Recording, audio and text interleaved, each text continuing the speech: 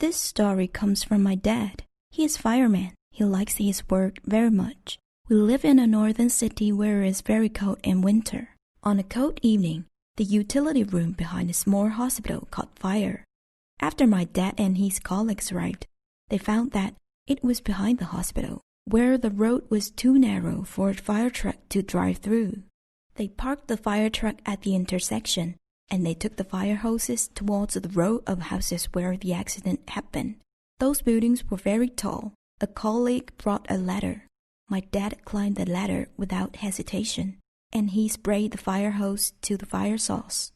The fire was so fierce that it gradually became out of control because everything in the utility room was flammable, and my dad had to go back. There was a row of lower houses to the left of the house where he stood, so he decided to go there.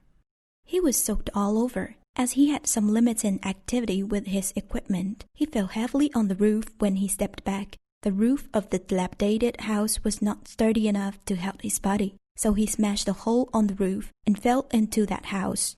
Due to scene was a bit messy, no one noticed his situation. My dad gradually waking up from the darkness. His flashlight and intercom might be lost when he fell.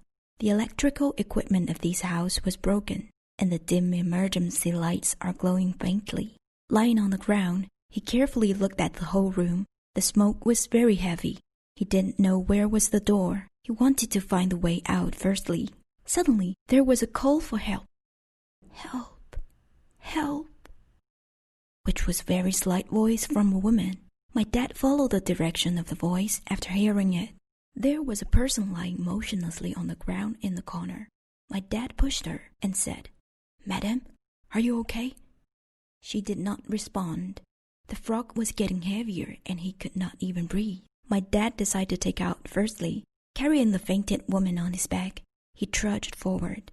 Finally, he saw an exit sign around the corner.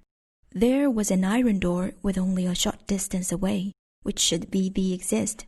My dad reluctantly worked towards the door and patted the heavy iron door hard. People outside might not notice that there were still people who had not escaped. The door finally opened from the outside. It was an old man and a few dad's colleagues. After seeing my dad, they recoiled in horror. Then my dad passed out. My dad woke up on the hospital bed. His captain was waiting by. Dad asked him, "How is that woman? How is she?" The captain said, "Why did you carry her?" My dad said, "After falling into that house, I heard her call for help. It is our responsibility to save people." The captain said, "It is impossible. The woman has been dead for 3 days. She died before the fire broke out."